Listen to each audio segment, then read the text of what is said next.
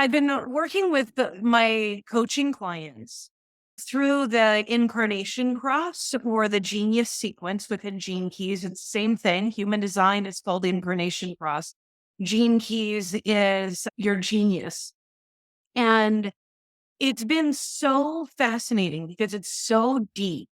And yet, when you're in it, like, and you start to see where you're out of alignment in all these different areas, like laughter is just the way to go because it is so easy to get like all big and butthurt over the stupid shit you've been doing like your whole life and to feel shitty about yourself. And really, I wanted to bring laughter in and kind of get us going down the gene key path and do what I've been doing with my one-on-one clients because it is profound the success that people are having in 4 weeks. So it takes 4 weeks to do your genius sequence because there are 4 gene keys and it needs to be done slowly and pondering because it's like a real deep process. But as they do it, it has been like life changing transformation. People having like the highest sale day ever. People having like radical alignment in the face of really difficult situations. Autumn, I know I can share this about you because you've shared it in the soul crew many times, but about how having to stop doing so much, like really taking the break, like was life changing for you. That's happening for another person. Like I we, literally gave that advice the other day and credited you as I was like, it was just divine. Like, to say, like, when you're at that point, man, sometimes you just have to say, I ain't doing shit if it doesn't make me happy or make me money because I need and deserve the rest. right. Like And it resets the whole flow of the feminine and everything else. exactly. Like it's so counterintuitive to just stop and do nothing. And yet it is the most critical thing in the world. Like it really radically transforms just everything, everything.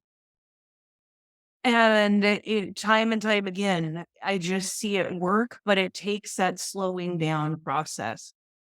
The first one is the genius sequence. So it is the same as the incarnation cross, and it's basically the life path for each individual person. The first two are your conscious path. The second two are like your subconscious. So as we've talked about this, and we've talked about this before, it's like your conscious is who you think you are, and the subconscious is who you actually are. And it was my subconscious, my 3740. Like when I first looked at my human design, when I very, very first saw it, I was like, sweet, I'm in alignment in all these places except my 3740, which happened to be my subconscious and part of my incarnation cross. And it was where my boundaries lie. And it was in family. And for me, it was the thing that really drove me forward into what first studying human design and gene keys, but then really finding my power and being able to take my power back because I had been giving it away via shitty boundaries and then stand more confidently in who I am and say, I'm doing this because it's for me, it's for my family, it's for the greater good. And so it gave me a lot of confidence to be able to step forward into more of who I am. Prior to that, I was just rooting around in the dark. And like I could tell it had to do with boundaries. I knew I needed to take my power back, but I could not specifically identify what it was that was my hang up.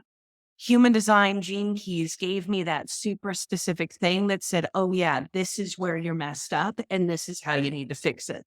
And so I was really grateful for that, except if you don't bring laughter into it and the fun and fuckery, like you end up getting in those like doom loops. What does Mark Manson, uh, what does he call it? It's like the cycle of Self, self shame loop or shit. Just heard him say it the other day too. Right. Yeah, I've got the book open. It's in the cellar, not giving a fuck. I'm almost there. The feedback loop from hell. Like, yeah, in truth, there it is. Feedback loop from hell. That's exactly it. And so we end up in these feedback loops. And I really wanted to toss around one, like how to use humor that isn't like self-deprecating. Am I saying that right?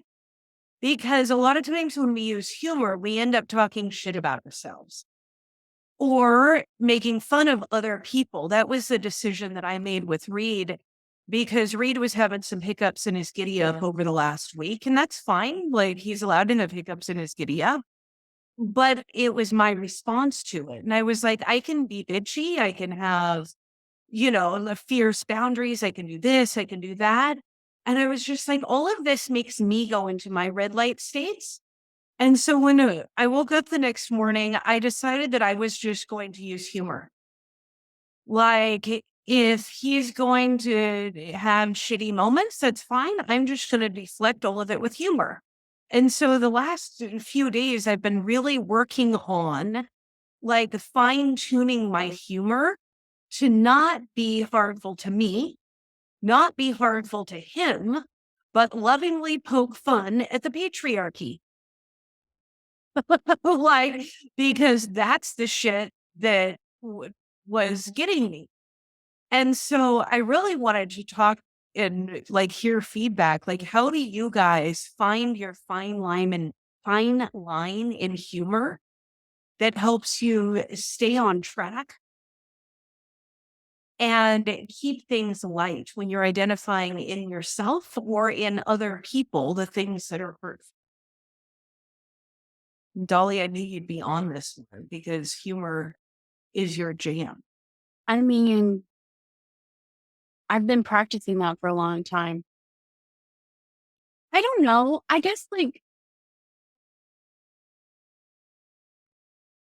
I just had to there's first of all, there's some people that I just have to talk to less because I get caught in this like the making fun of other people thing. Mm. Uh, and it's it's weird. I guess maybe I try to make fun of people to their face if I'm going to. But that's it. Like with If Reed, it's been like the patriarchy strikes again. I mostly have people around me now who, if I like hurt their feelings, they would tell me. I used to be really mean. She's really mean, but she makes it. She laughs just the way I do. Like anything I say, I'll laugh after. Well, she's like horrible and then laughs. So I don't know. It's helpful when I catch myself sounding like her a lot. I just catch myself. Mhm. If I just have less of those like ugly thoughts at this point. What do you mean? I I gotta think think it's about it more. I don't use sarcasm. And that has been really helpful is that I don't use sarcasm and I don't do passive aggressive. What I've been playing with has been like directly pointing out the root behavior and just being like, whoops, there it is. And I did this with myself for many years. Like I would be like, whoops, my insecurity showing. I just overtalked that one. And I was just curious what y'all do. Well, I think that it comes down to where the four agreements meet the three doors or four doors, right? Like you're just about to leave your mouth, it has to go through the three doors. Is it true? Is it nice? And is it important? Right? Because a lot of times you can make something true nice. And that's the other thing I was thinking outside the box, right? The arbingers. So if you can do it from outside of the box where you're like, hey, I see that you're not quite standing up to your capability, and you want to or whatever. Like there's that difference of like versus like, well, look at you fucked up again. Versus like, oh, I see next time you're not gonna do that, right? There's that little bit of a difference there or whatever. Um, I haven't used humor to correct people very often myself as far as pointing out flaws. I usually take the sovereign, like very like I'm going to tell you something and it might hurt, but these are the reasons why I'm going to tell you it out of love, right? And And I want you to understand this is coming from a place of love. And I'm going to tell you these things because I think it's going to benefit you to know. I do try to avoid those spaces, like Dolly was saying, or it's like all of a sudden you're just talking about somebody just for the sake of like lessening them versus like, how can we help them or whatever. But those conversations of the integrity with the word, those are always the ones that take an extra minute. I would say that I do is just decide, is it helpful? Is it nice? Is it something that can be done in a way that's playful? Right. Well, and how we talk to others is also many times how we talk to ourselves. Which is why the self-deprecation comes in too, because that's, I was actually, when I was reading up on the toxic humility, that was a big one, was like not being able to praise yourself without immediately taking yourself back down a notch, just so that people don't get the wrong idea about you, or that you're not literally comfortable with it. You're like forcing yourself to say it, but then you have, hi, but you know me, always do it. There's that self-deprecation edge of toxic humility. I just read that the other. That's interesting. Say that again. The toxic edge of It's the toxic humility, but it's the when you give a boasting yourself up, but then you self-deprecate to like keep people from thinking that you're getting a high opinion of yourself or whatever. So it's one of those trauma responses to not being able to fully step into abundance. Is where I was reading it. I was reading it in this abundance material, and it was talking about how a lot of times that, because the other edge of the toxic humility is that you are being humble, but you're tearing other people down so that you don't have to lift yourself up, right? You don't have to prop yourself up as long as you bring other people down. And so that was the two sides of the, or two aspects of how it could show up in toxic humility. that totally makes sense. I know that for me, because I self correct like quite a bit. I mean, I get called out occasionally too, but most of the times I know when I'm doing something shitty. When I feel like I see it, and then I work to correct it, and then come the apologies because you have to go fix whatever you did. I just know that when I take a light approach to things within myself, it helps me so much more. Yeah, to realize that there are much bigger things in the world. That's one of my favorite things about you, Mm. is that you can bring that level of brevity into whether it's calling me out on my shit or pushing me up to the next level, or just in general about a circumstance that needs to have a different point of view. It's like with the thing earlier about the neighbor, like you brought brevity and silliness to it and came out with more options that wouldn't have been there if that wasn't an opportunity. Awesome. Thank you. And that to me is my natural state, is being able to brainstorm and have fun with new ideas, like looking at different perspectives. And oddly enough, that's in my gene keys as well. It's very interesting how it's all in there. But yes, some people take the ego death too far and shame themselves for having an ego at all. It was reminding me, this is another something that you said, Occam, where it was like, you don't know that language can be hurtful if you've never heard anything different. Just hearing something new and it being explained, because as we speak, we're literally spelling, we're literally casting spells. Our words just so integrated into who we are, and we have been so dumbed down with our language. And we don't, as a society, we don't realize how ignorant and arrogant we have become through the sloppiness of our words, because we are so incredibly powerful, but we deny it when we just loosely speak. That's what I was really feeling. That's awesome. Did you start feeling this after you started reading or listening to the artist? No, I felt like this when I read that conscious language book about 20 years ago. That was what started me on that journey. And it's kind of been the theme of this week. And it's been kind of the theme of my life. Words mean things. Well, I was kind of having the same thoughts as I was listening to that book. Well, my first thought was like, does this chick get paid by the syllable? or what? Because she is like, does she get paid for by using words that don't get used over 100 times in their lifetime, or what? Because the way she speaks in that book is literally like, Jesus Christ, is he? But out of that thought did come aspect of, this is how people speak when they know what words mean, and the specific word means a specific thing, and you're not just using a vagary or a generalness to your language. Like she speaks, exactly what she's saying with every single word. You've never heard the word before. But I did have that total thought, like, Jesus, this should get paid by the syllable because these words are not in my normal lexicon. Well, and it's amazing that words mean things. So one of the conversations Reed and I had this weekend was the difference between I'm sorry and I apologize, and how to replace the words I'm sorry ever. And so as we started to really look, because I've been working to eliminate I'm sorry from my vocabulary for about 6 months, and I don't say it very often. I have replaced it with either excuse me or I apologize, because there's two reasons that I use I'm sorry. One is when I bump into someone, when I'm needing to get by, when I'm trying to squeeze through a tight place, I'm sorry, can I get by you real quick? Oh, I'm sorry, I bumped you. That type of I'm sorry.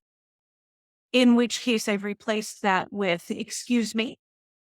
Or like if I bump them, I'm like, oh, I apologize. If I do something that hurts someone, I apologize. And it was really interesting because as I was looking at the definition, and I'm going to just read it real quick because it was a really, really fascinating. The word sorry, the first definition is feeling distress, especially through sympathy with someone else's misfortune.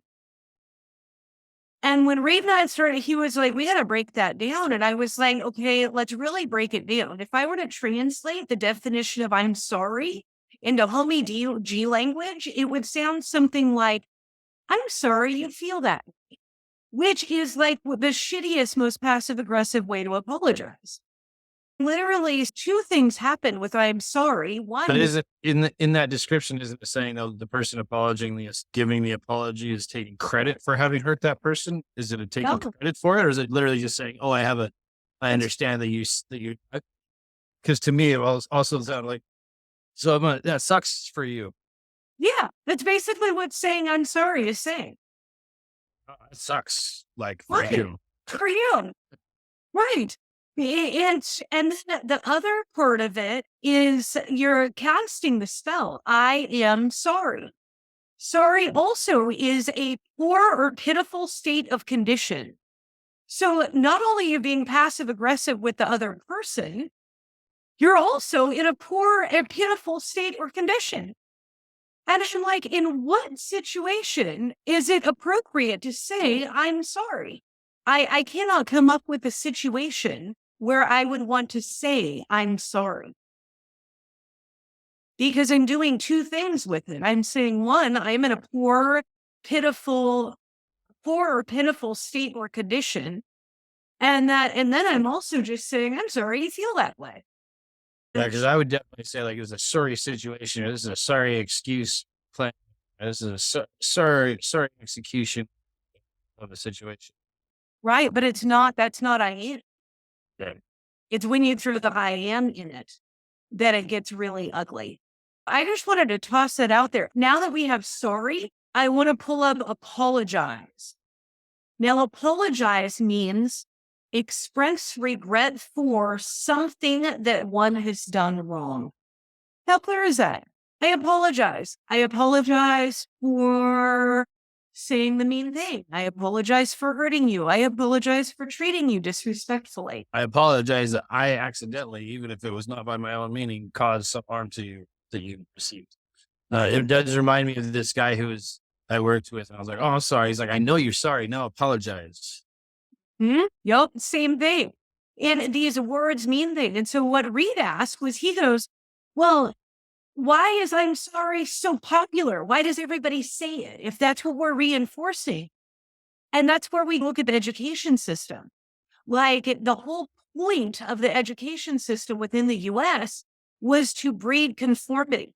We have agreed to, for agreements, we have agreed to use this language that we have been given that is literally causing us to cast spells that are harmful and detrimental to our own being.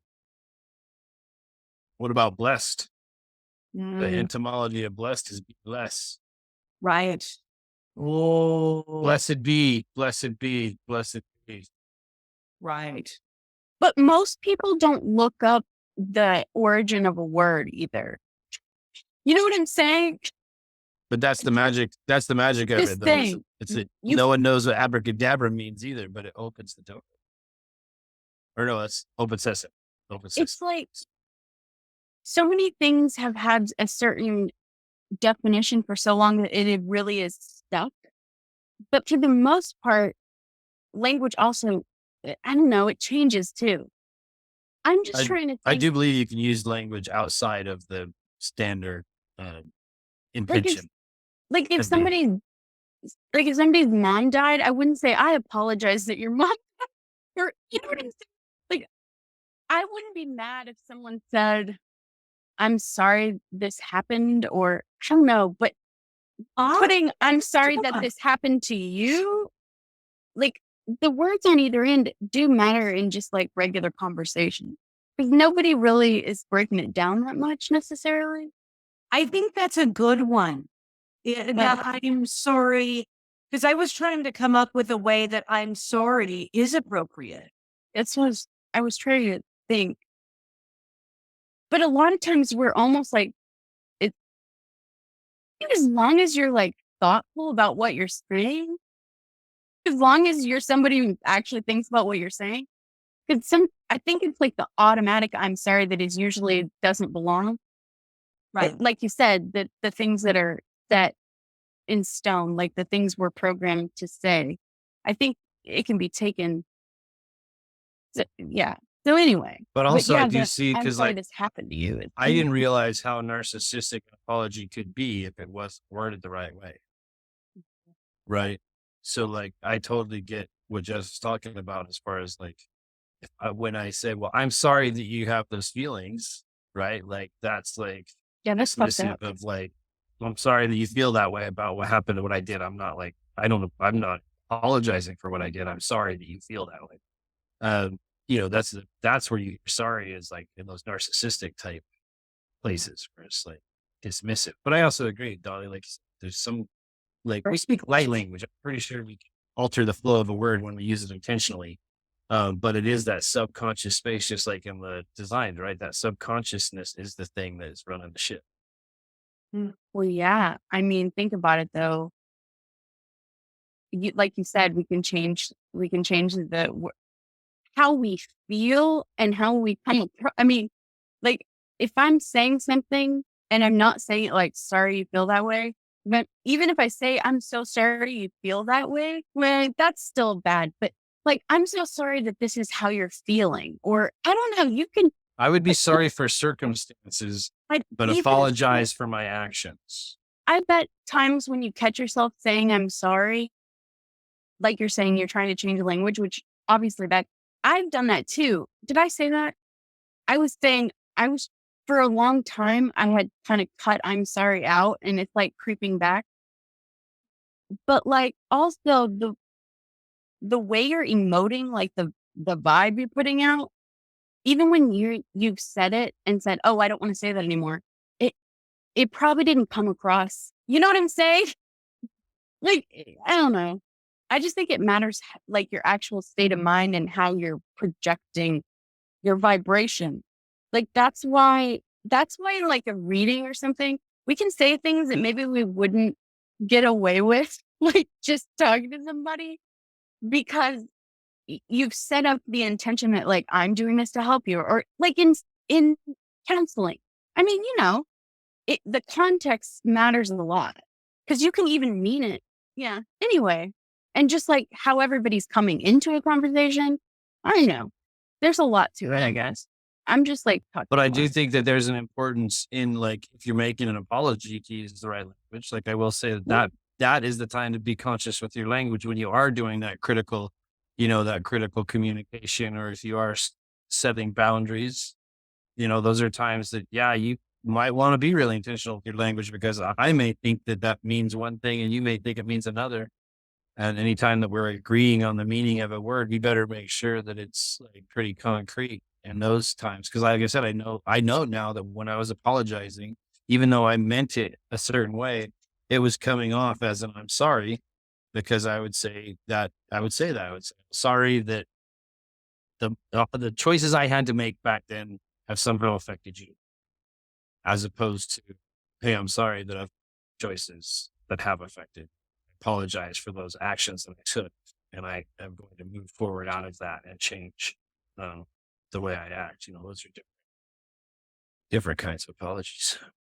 I have found you're right works in a great humorous way for when someone's like, I'm sorry.